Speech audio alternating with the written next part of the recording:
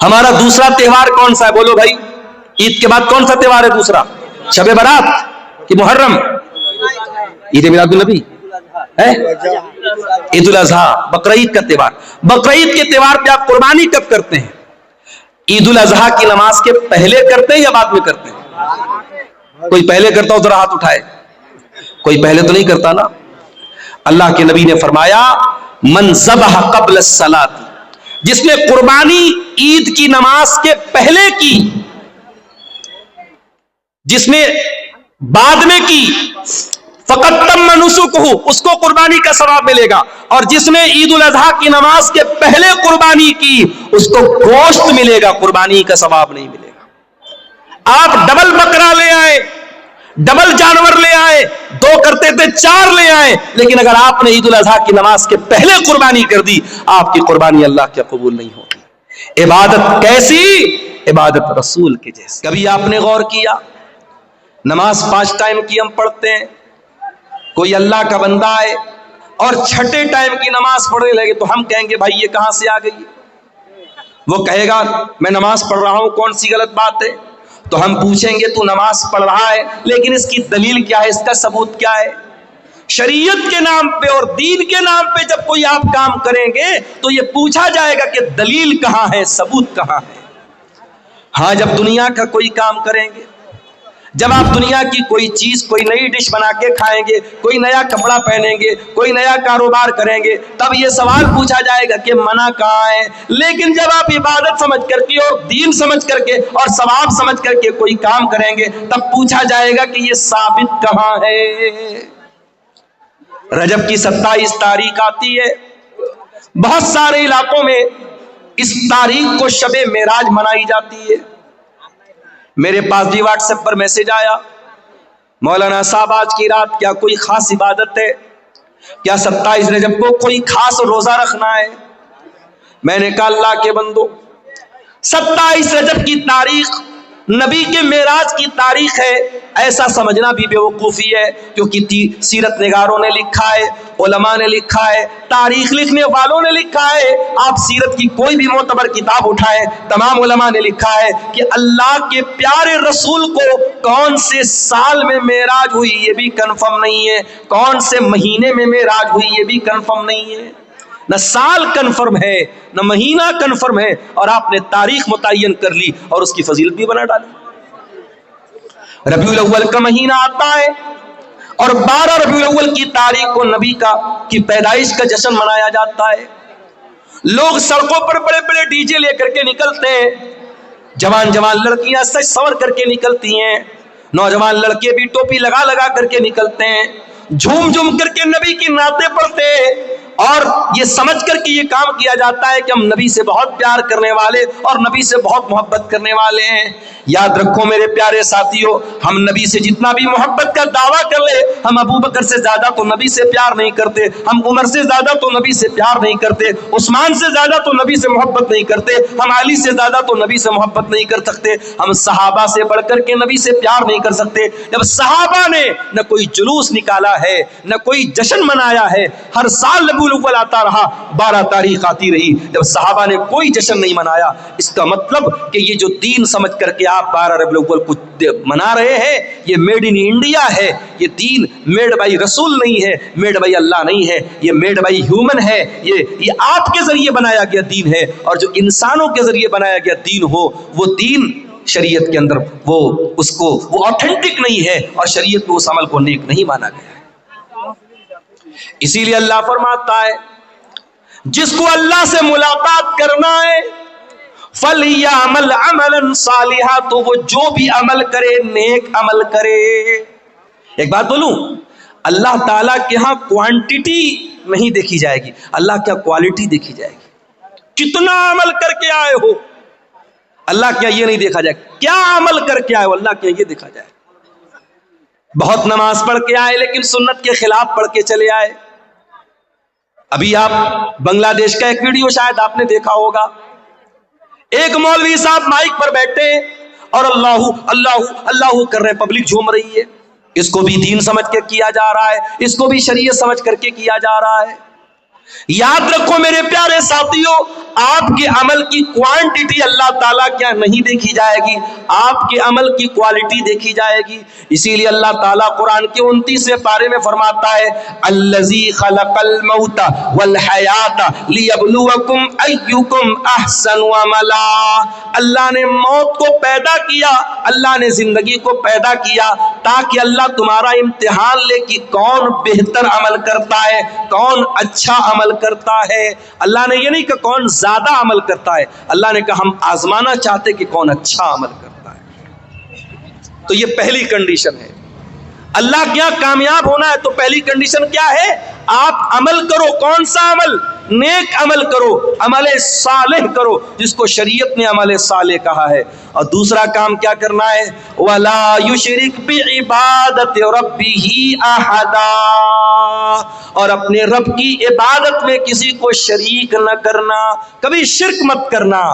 علامہ ابن تیمیہ کہتے ہیں اس آیت میں اللہ نے 2 سوالوں کا جواب دیا ہے، عبادت کس کی؟ عبادت صرف اللہ کی، اور عبادت کیسی؟ عبادت رسول کے جیسی۔ اور غور کرو تو پورے اسلام کا خلاصہ، پورے دین کا خلاصہ اور پوری شریعت کا خلاصہ یہی 2 سوالوں کے جواب میں ہے۔ عبادت کس کی؟ عبادت صرف اللہ کی، اور عبادت کیسی؟ عبادت رسول کے جیسی۔ اور ہم جو کلمہ پڑھتے ہیں، اسلام میں داخل ہونے کا جو پاسپورٹ اور ویزا ہے، آپ انڈیا سے عمرہ کرنے جانا چاہتے، پاسپورٹ کا ریڈی ہونا ضروری ہے۔ آپ اگر سعودی عرب میں گھسنا چاہتے ہیں تو سعودی عرب کا عمرہ کا ویزا آپ کے پاس ہونا ضروری ہے، یا وزٹ ویزا ہونا ضروری ہے۔ شریعت میں، اسلام میں آپ آنا چاہتے ہیں، آپ مسلمان ہونا چاہتے ہیں، اسلام کا پاسپورٹ کیا ہے؟ اسلام کا ویزا کیا ہے؟ اشہد ان لا الہ الا اللہ واشہد ان محمدن عبدہ ورسولہ، میں گواہی دیتا ہوں اللہ کے سوا کوئی عبادت کے لائق نہیں، اور میں گواہی دیتا ہوں کہ محمد صلی اللہ علیہ وسلم اللہ کے بندے اور رسول ہیں۔ یہی تو ہے ہمارا پاسپورٹ، یہی تو ہے جنت کا پاسپورٹ، یہی تو ہے اسلام کا پاسپورٹ۔ اور اس میں 2 چیزیں ہیں، میں اللہ کے سوا کوئی معبود نہیں، اس کی گواہی دیتا ہوں۔ یہ پہلے سوال کا جواب، عبادت کس کی؟ عبادت صرف اللہ کی۔ اور دوسری گواہی کیا دیتے ہیں؟ وَأَشْهَدُ أَنَّ مُحَمَّدًا عَبْدُهُ وَرَسُولُهُ، اور میں گواہی دیتا ہوں کہ محمد صلی اللہ علیہ وسلم اللہ کے بندے اور اللہ کے رسول ہیں۔ او براری والو، او سیما پور والو، بڑے افسوس کے ساتھ کہنا پڑتا ہے، آپ نے نبی کا کلمہ تو پڑھا ہے، اشہد ان محمد رسول اللہ کا کلمہ تو ہم اور آپ پڑھتے ہیں، مگر افسوس کی بات ہے زندگی کے بہت سارے معاملات ایسے ہوتے ہیں جہاں ہم نبی کے طریقے کو اپنانے کو تیار نہیں ہیں۔ ابھی ایک بھائی مجھ کو ملے، کلیا چک کے رہنے والے، آپ کے اس علاقے میں اکثر آنا جانا ان کا ہوتا ہے۔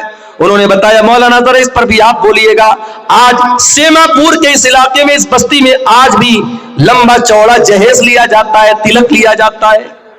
وہ مسلمان، تو غریب بیٹی کے باپ سے بھی جہیز کی ڈیمانڈ کر رہا ہے، وہ بیچارہ بینک سے لون لے کر کے تجھ کو جہیز دے رہا ہے، تیری ڈیمانڈ پوری کر رہا ہے، اور تو بڑا سینہ چوڑا کر کے کہتا ہے میں تو اہل حدیث ہوں، میں تو قرآن و حدیث پر چلنے والا ہوں، میں تو اہل حدیث علماء کی تقریریں سنتا ہوں۔ ارے تو کیسا مسلمان ہے؟ تو کیسا اہل حدیث ہے؟ تو کیسا قرآن و حدیث پر چلنے والا ہے؟ کیا تو نے قرآن کی آیت نہیں پڑھی؟ لقد کان لکم فی رسول اللہ اسوۃ حسنہ، اے مسلمانوں تمہارے رسول تمہارے لیے نمونہ ہے، اور جب نبی نمونہ ہے تو جس طریقے سے نماز کے لیے نبی نمونہ ہے، روزہ میں نبی نمونہ ہے، حج میں نبی نمونہ ہے، زکوٰۃ میں نبی نمونہ ہے، اسی طریقے سے میرے پیارے بھائیوں شادی بیاہ میں بھی نبی نمونہ ہے۔ نبی نے تو 9 بیویوں کو اکٹھے رکھا نا، نبی نے تو 4 بیٹیوں کی شادی کی نا۔ مجھے کوئی ایک دلیل لا کے دے دو کہ نبی سے کسی بیٹی کی شادی کے ٹائم نبی سے ڈیمانڈ کی گئی ہو، یا نبی نے اپنی کسی شادی کے ٹائم ڈیمانڈ کی ہو۔ او لوگو، تم نے تو شادی بیاہ کا سارا سسٹم ہی خراب کر ڈالا۔ تم نے شادی بیاہ کو لڑکیوں کے لیے ایک بہت بڑا ابھیشاپ بنا ڈالا، ایک بہت بڑا کلنک بنا ڈالا۔ جس کے گھر میں 4 بیٹی ہو جائے وہ بیچارہ تو آدھا تو ایسے ہی بیمار ہو جاتا ہے کہ 4 بیٹیوں کی شادی کرنا ہے۔ جس گھر میں 4 جوان بیٹیاں ہو اور باپ بیچارہ مزدور ہو تو باپ بیچارہ روزانہ اسی غم میں جیتا ہے کہ 4 جوان بیٹیوں کی شادی کیسے کروں گا. وہ لوگوں، تم نے تو بیٹیوں کی شادی کو اتنا مشکل کام بنا ڈالا کہ آج اس کام کو پورا کرنے کے لیے اپنی زمین اور مکان تک بیچ ڈالتے ہیں. اور کبھی آپ نے غور کیا کہ آج کے اس دور میں بھی بھارت سرکار کو یہ نعرہ کیوں لگانا پڑتا ہے کہ بیٹی پڑھاؤ بیٹی بچاؤ؟ بیٹی بچانے کا نعرہ یہ کیوں لگانا پڑتا ہے؟ کیونکہ 2025 کے اس ترقی کے دور میں جب ہمارے بھارت کا جھنڈا چاند کے اوپر بھی لہرا رہا ہے، آج بھی بھارت میں لاکھوں بچیوں کو ماں کے پیٹ میں مار دیا جاتا ہے. الٹرا ساؤنڈ کے ذریعے ان کو جانچ کر کے کہ ماں کے پیٹ میں لڑکی پل رہی ہے، اس کو ماں کے پیٹ میں ہی ختم کر دیا جاتا ہے. اگر آپ اس کے اسباب پر غور کریں، اس کی وجہ پر غور کریں، تو بہت بڑی وجہ لڑکیوں کی شادی میں آنے والی پریشانیاں ہیں.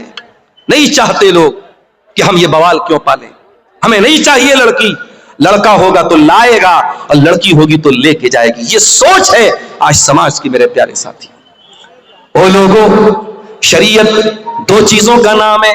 عبادت کس کی؟ عبادت صرف اللہ کی. اور عبادت کیسی؟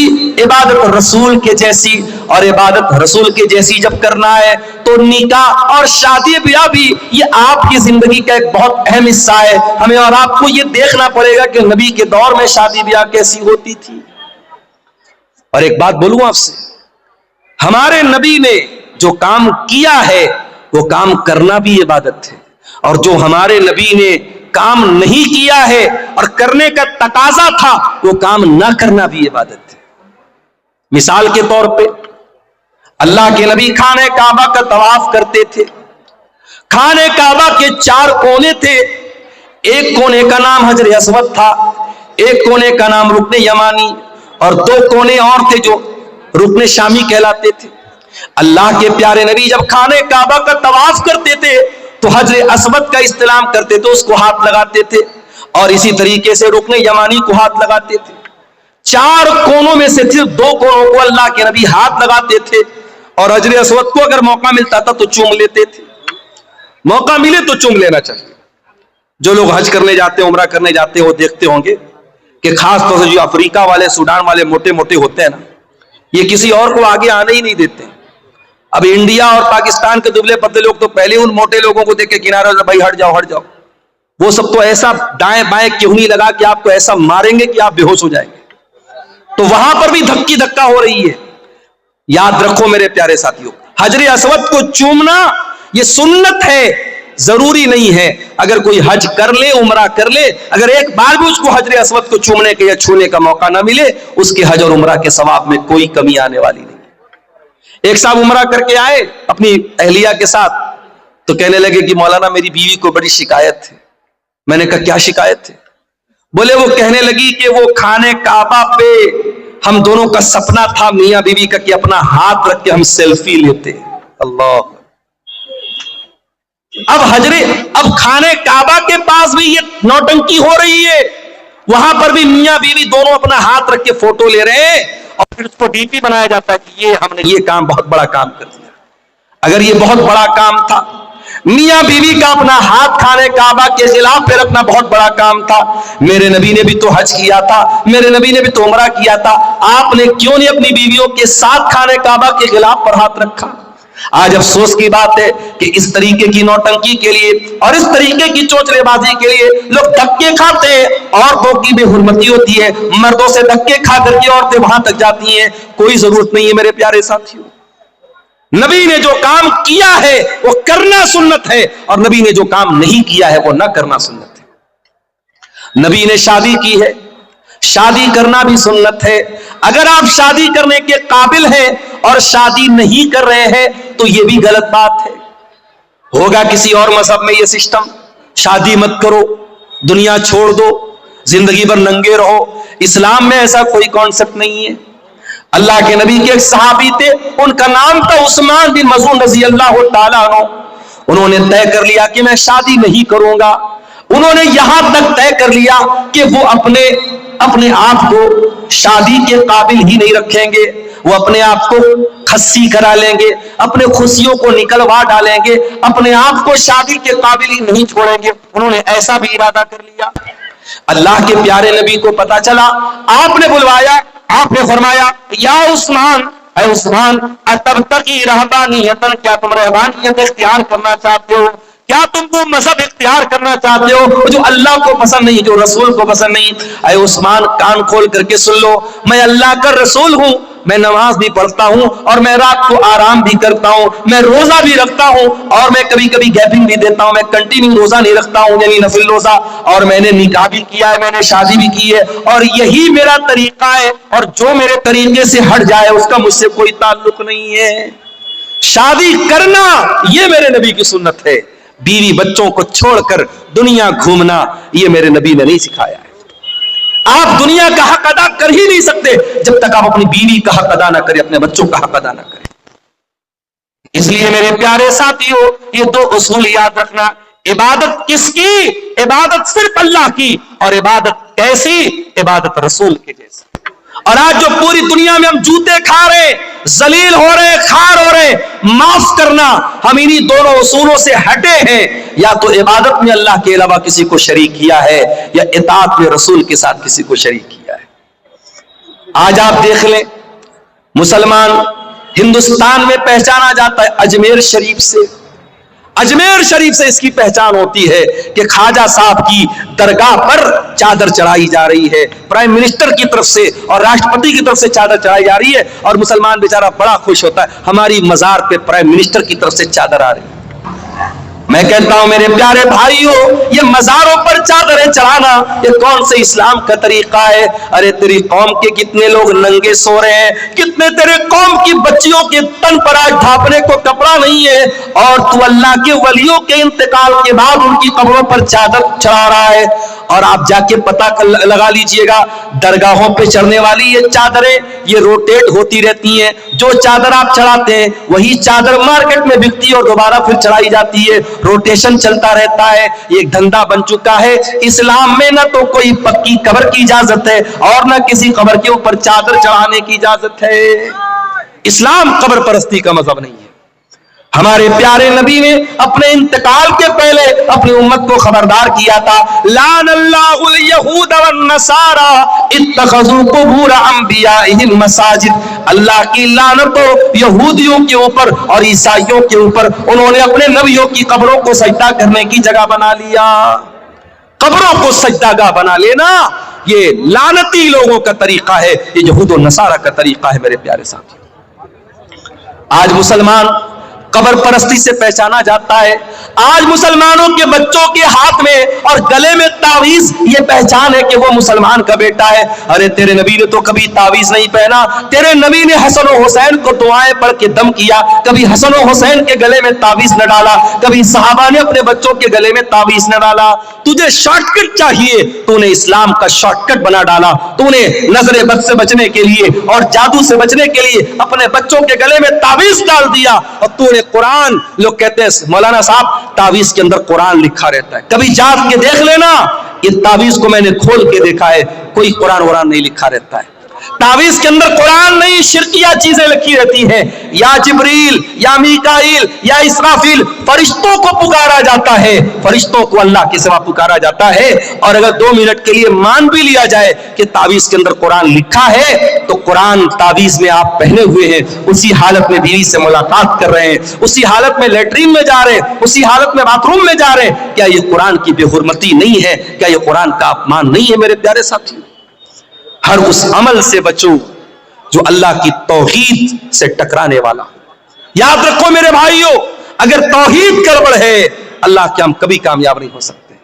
اس لیے کہ اللہ قرآن میں کہتا ہے انہ من یشرک باللہ فقد حرم اللہ علیہ الجنہ, جو اللہ کے ساتھ شرک کرے گا اس کے اوپر اللہ نے جنت کو حرام کر دیا ہے. ومأواہ النار, اور ایسے انسان کا ٹھکانہ جہنم ہے. وما للظالمین من انصار, اور شرک کرنے والوں کا کوئی مددگار نہیں ہوگا, مشرک کا کوئی مددگار نہیں ہوگا.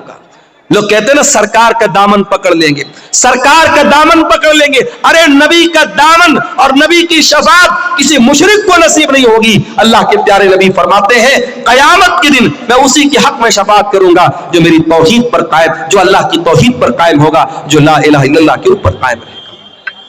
इसीलिए तौहीद की हिफाजत करो मेरे प्यारे साथियों, मरते दम तक कभी शिरक न करना। ला तुशरिक बिल्लाह, अल्लाह के नबी ने मुआज इब्न जबल को वसीयत की थी, ऐ मुआज इब्न जबल अल्लाह के साथ किसी को शरीक मत करना। व इन कुतिलता औ हुर्रिकता, तुम्हें कत्ल कर दिया जाए, तुम्हें जला दिया जाए, जल जाना, कत्ल हो जाना, मगर अल्लाह की जात के साथ किसी को शरीक न करना, शिरक मत करना। मेरे प्यारे साथियों, अपनी पेशानी को अल्लाह के सिवा किसी और के दर पे मत झुकाना। और याद रखो, अगर ये शिरक हो गया और बगैर तौबा किए इंसान दुनिया से चला गया तो अल्लाह क्या उसकी माफी नहीं है। इन्नल्लाह ला यगफिरु अन युशरक बिही व यगफिरु मा दून ज़ालिका लिमन यशा। जो दुनिया से शिरक करके चला गया और शिरक की हालत में मर गया, अल्लाह फरमाता है उस मुशरिक की हम मगफरत नहीं करेंगे। मुशरिक की अल्लाह ताला के माफी नहीं। अच्छा, मैं एक मिसाल से बात करता हूं। मकान आपका है, घर आपका है, कोई दूसरा आकर के आपके मकान पे कब्जा कर ले और आपके मकान को अपना मकान कहे, क्या आप गवारा करेंगे?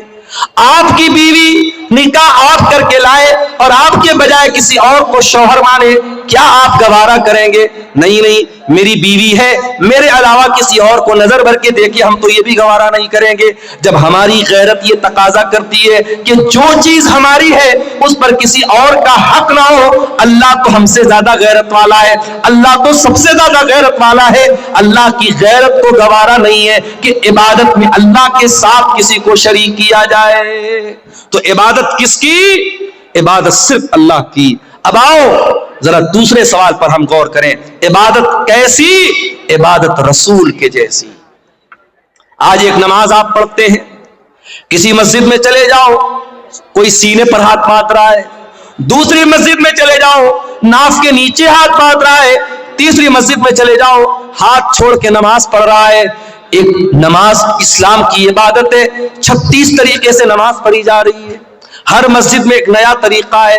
एक मस्जिद में गए अस्सलामु अलैकुम व रहमतुल्लाह, अस्सलामु अलैकुम व रहमतुल्लाह कहने के बाद इमाम साहब और मुक्तदी लोग जोर से कहते अल्लाहु अकबर, अस्तगफिरुल्लाह अस्तगफिरुल्लाह अस्तगफिरुल्लाह। दूसरी मस्जिद में गए, इमाम ने सलाम फेरा, जल्दी से हाथ उठाया, इमाम दुआ करने लगा, पीछे मुक्तदियों ने भी हाथ उठाया और इमाम की दुआ पर आमीन कहा। नमाज के तरीके में इतना मतभेद क्यों है? नमाज के तरीके में इतना फर्क क्यों है? क्यों अपने अपने मसलक की तरीके की नमाजें बना के आपने रखी हैं? आओ मेरे प्यारे साथियों, आज इस स्टेज से, मदरसा इस्लाहिया के इस स्टेज से आपको इत्तेहाद की दावत देता हूं, आपको एकता की दावत देता हूं। आओ, नमाज का वो तरीका चलेगा जो जनाब मोहम्मद रसूलुल्लाह सल्लल्लाहु अलैहि वसल्लम ने बयान किया। और आपने फरमाया सल्लू कमा रायतुमूनी उसल्ली, ऐ मेरी उम्मत के लोगों, उस तरीके पर नमाज पढ़ते रहो जिस तरीके पर तुमने नमाज मुझको पढ़ते हुए देखा है।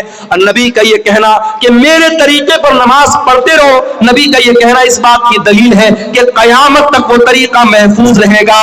और आज भी हदीस की किताबें बताती हैं कि अल्लाह के नबी जब तशहुद में बैठते थे तो कहां पर उंगली हिलाते थे, कहां पर उंगली को हरकत देते थे। जब आप रुकू में जाते थे तो घुटनों को कैसे पकड़ा करते थे, जब आप सज्जे में जाया करते थे तो आपकी नाक जमीन पर होती थी कि नहीं थी, आपकी पेशानी जमीन पर होती थी या नहीं थी। एक एक तरीका आपका नमाज का हदीस की किताबों में मिलेगा। तो इबादत कैसी? इबादत रसूल के जैसी। ये इतना नाजुक मामला है कि आप इसमें कोई फेर बदल नहीं कर सकते। चलिए एक मिसाल आपको देता हूं, बहुत प्यारी मिसाल है, इसको जरा गौर से सुनिएगा। हदीस कहां पर है? बुखारी में भी है, मुस्लिम में भी है। रावी कौन है? बरा इब्ने आसिब कहते अल्लाह के प्यारे नबी ने मुझसे फरमाया इज़ा तैत मज़जाका, ऐ बरा जब तुम बिस्तर पे सोने जाओ तो पहले तुम वजू कर लिया करो। हमारे पास कुछ औरतों का फोन आया, मौलाना साहब बड़े डरावने सपने आते हैं, मौलाना साहब रात में डरावने सपने आते हैं, जिन्नात परेशान करता है, जादू से परेशान है। चलो एक तरीका तुमको बता रहा हूं, कभी जिन्नात परेशान नहीं करेंगे, جب بھی رات میں بستر پہ سویا کرو تو وضو کر کے سویا کرو. وضو کر کے سونا یہ نبی کی سنت ہے. نبی اکرم نے فرمایا کہ اے برا جب تم بستر پہ سونے جاؤ تو وضو کر لو. کون سا وضو؟ جو نماز کے لیے کرتے ہو, جو جنرل وضو ہے, جو عام طریقہ ہے وضو کرنے کا. اور اس کے بعد اپنے داہنی کروٹ لیٹ جاؤ. اور اے برا ابن عازب اب میں جو دعا سکھا رہا ہوں اس دعا کو تم پڑھ کر کے سو جاؤ. کون سی دعا ہے؟ اللہم اسلمت نفسی الیک وفوضت امری الیک والجات ظہری الیک رغبتا ورہبتا الیک لا ملجا ولا منجا منک الا الیک آمنت بکتابک الذی انزلتا وبنبیک الذی ارسلتا. نبی نے یہ دعا سکھائی. دعا کا مطلب کیا ہوا؟ یہی تو بڑے افسوس کی بات ہے, ہم دعائیں پڑھتے ہیں, دعاؤں کا مطلب بھی جاننے کی کوشش نہیں کرتے. کتنی پیاری دعا ہے, اللہم اسلمت نفسی الیک. اے اللہ میں بستر پہ سونے جا رہا ہوں, نہیں معلوم صبح زندہ اٹھوں گا کہ نہیں اٹھوں گا. اے اللہ میں اپنے آپ کو تیرے حوالے کر کے جا رہا ہوں. وفوضت امری الیک. اور اے اللہ میری تجوری میں کتنا پیسہ ہے, میرے بچوں کا کیا بنے گا, میری بیوی کا کیا بنے گا, میرے جو بھی معاملات ہیں اے اللہ میں تیرے حوالے کر کے جا رہا ہوں. رغبتا ورہبتا الیک. اے اللہ میں تجھ سے ڈرتا بھی ہوں اور تیری رحمت کی امید بھی رکھتا ہوں. تیرے عذاب کا ڈر بھی میرے سینے میں ہے اور تیری رحمت کی امید بھی میرے دل میں ہے. اور اے اللہ آمنتو لا ملجا ولا منجا منک الا الیک. اے اللہ تو جس کو پناہ دے دے, تو جس کو پناہ نہ دے اس کو کوئی پناہ دینے والا نہیں. تو جس کو نجات نہ دے اس کو کوئی نجات دینے والا نہیں. آمنتو بکتابک الذی انزلتا. اے اللہ میں تیری کتاب پر ایمان لاتا ہوں جو کتاب تو نے اتاری ہے. وبنبیک الذی ارسلتا. اور میں تیرے نبی پر ایمان لاتا ہوں جس نبی کو تو نے رسول بنا کے بھیجا ہے. یہ ہے دعا کا ترجمہ, دعا کا انواد جو تھوڑا سا میں نے آپ کے سامنے کیا ہے. اب ذرا غور سے سنیے گا. نبی نے دعا سکھائی, کہا کہ اے برا داہنی کروٹ لیٹ جانا وضو کر کے اور یہ دعا پڑھ لینا, اس کے بعد کچھ مت کہنا, سو جانا. اگر اسی حالت میں تم مر گئے مت علی الفطرہ تو تم فطرت پر مرو گے, جنت میں جاؤ گے. تو اگر یہ دعا پڑھ کے مر گئے تو جنت میں جاؤ گے, جنتی تمہاری جنت پکی ہو جائے گی اگر اس دعا کو پڑھ کے اسی عقیدے پر تم دنیا سے چلے گے. صحابہ کے زمانے میں موبائل تو نہیں تھا, ساؤنڈ ریکارڈر تو نہیں تھا, جلدی سے ریکارڈ کر لیا جائے. صحابہ تو سن کے یاد کرتے تھے. آج ہمارے پاس کتنی سہولت ہے میرے بھائی. آج آپ نے یہ دعا سنی ہے, میں نے جلدی جلدی دعا سنائی ہے. اگر آپ اس دعا کو بعد میں یاد کرنا چاہیں تو یوٹیوب پر آ جائے کہ آپ دھیرے دھیرے سن کے کسی کاپی پہ نوٹ کر کے بھی یاد کر سکتے ہیں. صحابہ تو ایسا نہیں کر سکتے تھے. حضرت برا کہتے ہیں میں جلدی جلدی اس دعا کو دہرانے لگا, میں ریپیٹ کرنے لگا اس کو یاد کرنے کے لیے. جب میں دہرانے لگا تو پوری دعا تو میں نے صحیح پڑھی, بس ایک جگہ تھوڑی سی غلطی مجھ سے ہو گئی. نبی نے کیا دعا سکھائی تھی؟ آمنت بکتابک الذی انزلتا وبنبیک الذی ارسلتا. میں اللہ کی کتاب پر ایمان لاتا ہوں اور اللہ کے نبی پر ایمان لاتا ہوں. میرے منہ سے نبی کی جگہ رسول کا لفظ نکل گیا, وبنبیک الذی کی جگہ وبرسولک الذی کا لفظ نکل گیا. ایک لفظ کی مسٹیک ہو گئی. اور علماء جانتے ہیں کہ نبی اور رسول میں بڑا باریک سا فرق ہے, کوئی بہت خاص فرق نہیں ہے. تھوڑا سا ڈیفرنس ہو گیا, صحابی کے منہ سے نبی کی جگہ رسول کا لفظ نکل گیا. نبی نے اتنا بھی گوارا نہیں کیا. نبی نے کہا ہے برا ریپیٹ کر, دوبارہ پڑھ, تو نے صحیح نہیں پڑھی ہے, تجھے وہی پڑھنا پڑے گا جو میں نے سکھایا ہے. عبادت کس کی؟ صرف اللہ کی. اور عبادت کیسی؟ عبادت رسول کے جیسی. رمضان آنے والا ہے, رمضان کے بعد ایک صدقہ ہم دیتے ہیں, اس کو صدقہ فطر بولا جاتا ہے. آپ کے یہاں بھی صدقہ فطری بولتے, کہیں کی فطرہ بھی بولتے ہیں. تو یہ جو فطرہ ہوتا ہے یہ کب دینا ہے بولو بھائی؟ عید کی نماز کے پہلے دینا ہے یا بعد میں دینا ہے؟ پہلے دینا ہے. اب ذرا غور سے سننا, اللہ کے نبی فرماتے ہیں من اداها قبل الصلاۃ فهي زکات مقبولۃ جس نے صدقہ فطر عید کی نماز کے پہلے دیا اس کا صدقہ فطر قبول ہوگا، اور جس نے عید کی نماز کے بعد دیا اس کا صدقہ فطر قبول نہیں ہوگا۔ فار ایگزامپل، میرے پریوار میں 10 لوگ ہیں، ہم بھائی بہن میری بیوی بچے سب ملا کے مثال دے رہا ہوں 10 لوگ ہیں۔ اب مان لو 2.5 کلو مجھے اناج دینا ہے صدقہ فطر میں۔ اب 2.5 کلو 10 لوگوں کی طرف سے کتنا ہو گیا؟ 25 کلو۔ اب مان لو عید اگلے دن ہے اور آج رات میں غلہ لینے گیا، اناج لینے گیا، دکان بند ہو گئی۔ اب میں نے کہا یار تو بہت لیٹ ہو گیا، کیا کریں، چلو صبح دیکھتے ہیں۔ صبح فجر کی نماز پڑھی، عیدگاہ گیا، عید کی نماز پڑھی، اس کے بعد دکان کھلی گلے والے کی۔ میں نے کہا ایک کام کر بھائی، تو 50 کلو اناج دے دے، مجھے 25 دینا تھا، میں ڈبل دے رہا ہوں، 50 دے رہا ہوں۔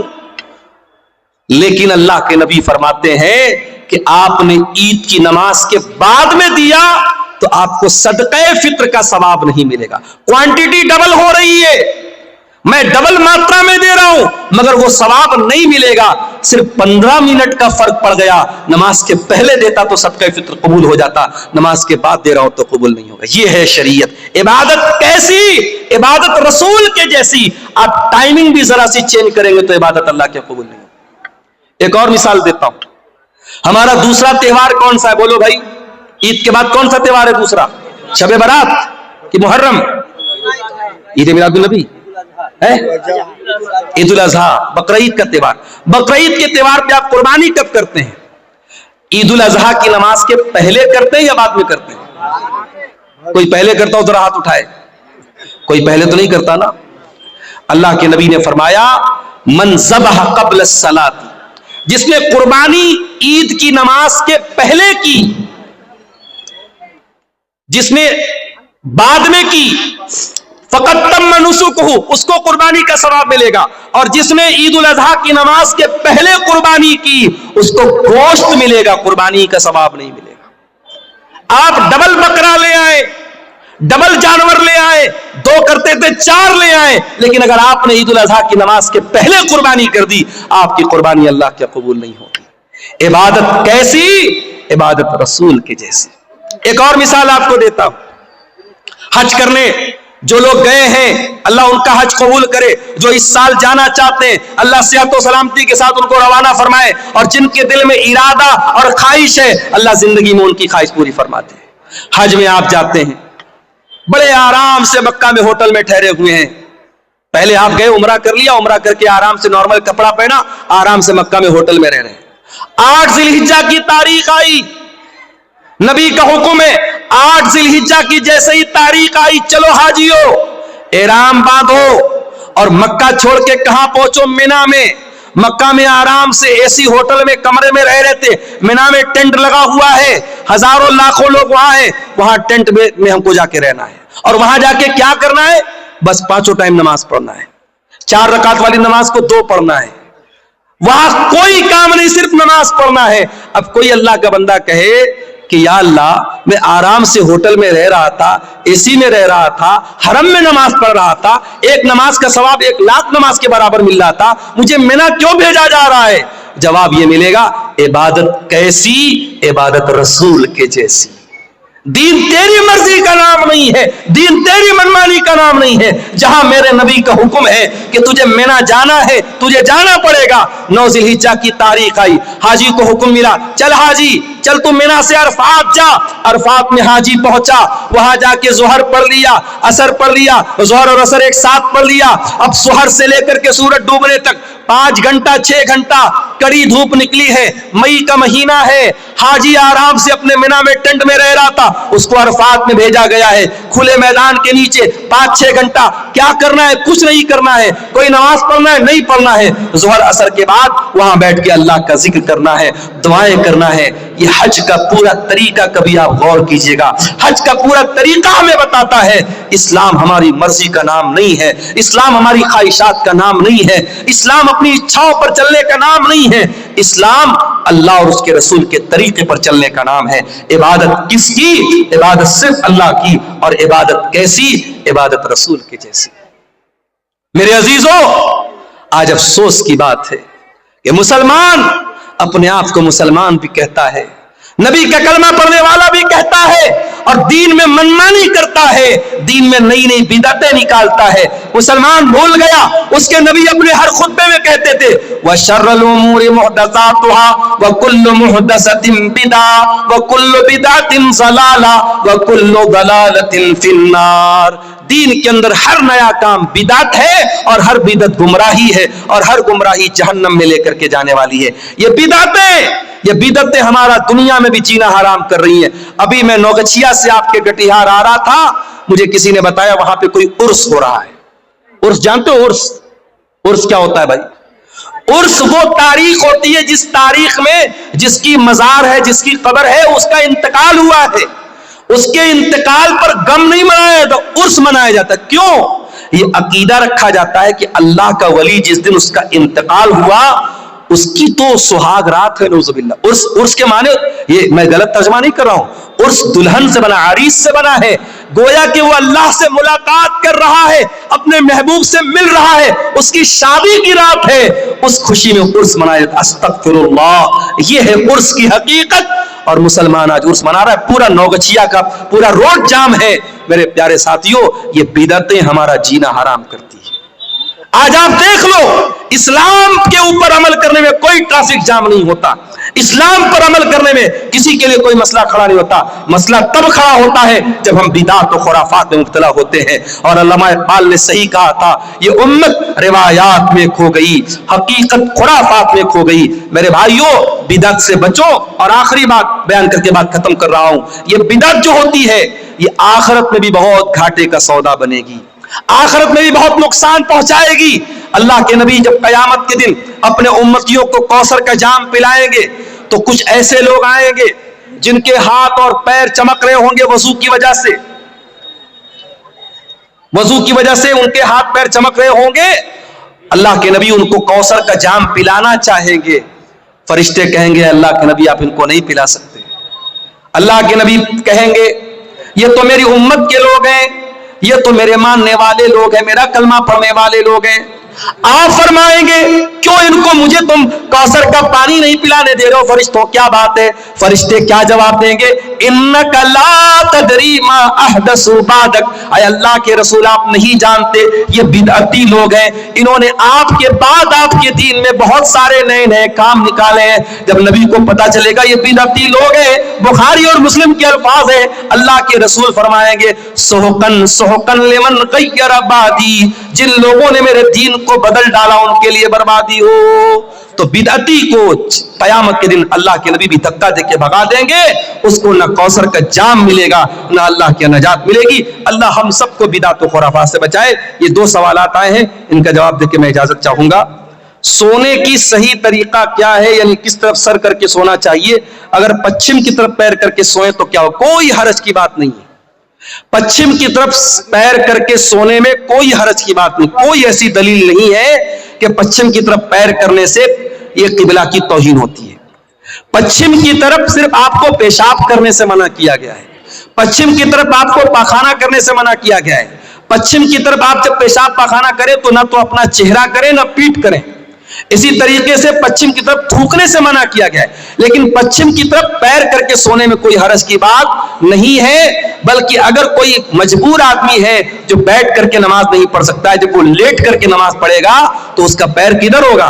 पश्चिम की तरफ ही होगा। लिहाजा अच्छा, सोने का सही तरीका क्या है? बहुत आसान है। आप दाहिनी करवट लेट जाएं और अपने गाल के नीचे अपना हाथ रख लें और जो दुआएं अल्लाह के नबी ने सिखाई है वो दुआएं पढ़ के सोएं, वजू करके सोएं, तो ये ज्यादा बेहतर है। ये तरीका जो सोने का बताया गया है। भागलपुर जिला में एक जगह है जिसका नाम बीपुर है, वहां पे एक पीर के नाम से मशहूर है। वहां पे कटिहार के मुसलमान और भागलपुर के मुसलमान ज्यादातर मन्नत के इरादे से बकरा और मुर्गा चढ़ाने जाते हैं।